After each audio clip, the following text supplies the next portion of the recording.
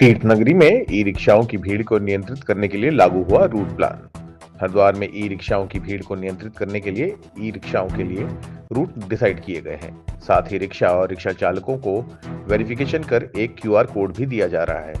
हरिद्वार के रोशनाबाद स्थित ARTO office में डीएम ने ई रिक्शाओं पर क्यूआर कोड लगाने के अभियान की शुरुआत की। इस क्यूआर कोड के जरिए रिक्शा और ड्राइवर की पूरी इंफॉर्मेशन मिल सकेगी, जिससे उसके निर्धारित रूट का पता चल सकेगा, नियमों के उल्लंघन को भी रोका जा सकेगा।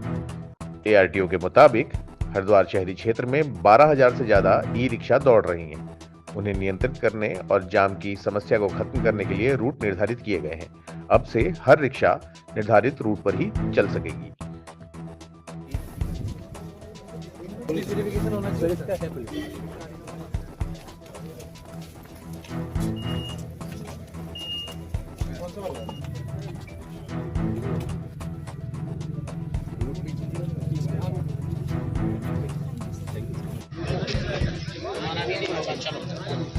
दो किसी गाड़ी पे सत्यापन क्यों नहीं करा?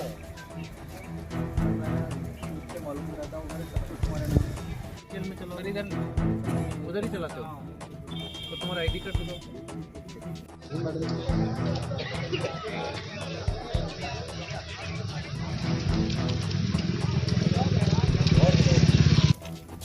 देखिए अभी हमने जो जिला सड़क सुरक्षा समिति की बैठक करी थी उसमें निर्णय लिया गया था कि जितने भी ई रिक्शा हमारे चल रहे हैं हरिद्वार में उनका प्रॉपर पुलिस वेरिफिकेशन किया जाएगा, ड्राइवर्स का और साथ ही ओनर्स, और साथ ही जितने भी ई रिक्शा हैं उनका रूट डिसाइड किया जाएगा। इस क्रम में विभिन्न हमने रूट्स डिफाइन किए हैं, उन्हीं रूट्स पर जो संबंधित ई रिक्शा है उसको चलाया जाएगा।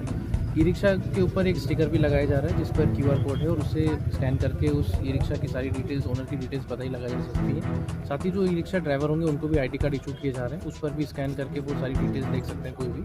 और साथ ही जो डिफरेंट यूनियंस हैं ई रिक्शा की उनके साथ भी वार्ता की जा रही है कि किस तरह से हम लोग ई रिक्शा का संचालन जनपद में करें ताकि ट्रैफिक कंजेशन, पार्किंग आदि की इशू ना आए।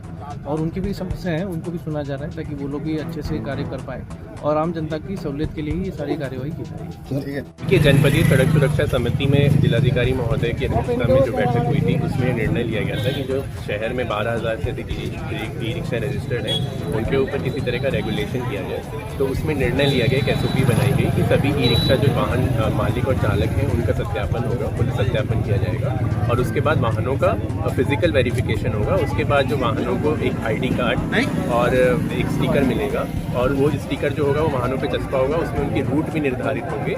और जब हम वो उसमें जो स्टिकर हैं उनमें क्यूआर कोड भी लगे हुए हैं, उन क्यूआर कोड्स को जब हम स्कैन करेंगे तो उनके रूट्स वगैरह और सारी डिटेल जो है वो हमें पता चल जाएगी। आपकी पहल को कैसे देखते हैं? आज जो शुरुआत हुई है बहुत बढ़िया है, जो शुरुआत प्रशासन के द्वारा की गई है।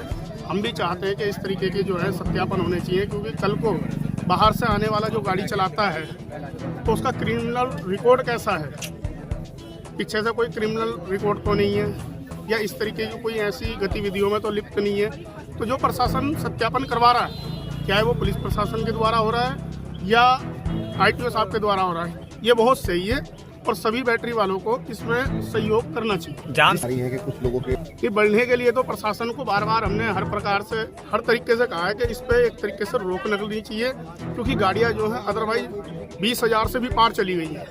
तो हरिद्वार में इतनी संख्या पूरे जिले के अंदर भी नहीं है जो इतनी गाड़ियों को समाहित कर सके, तो इस पर रोक लगे, पहला नंबर। तो दूसरा नंबर जो सत्यापन की दृष्टि है, जिन लोगों के सत्यापन नहीं हो रहे तो उनके किसी न किसी कागज में या किसी चीज़ में दिक्कत है, तो वो प्रशासन में बैठ कर बातचीत हो रही है कि हर तरीके से उसका सत्यापन हो। ठीक है।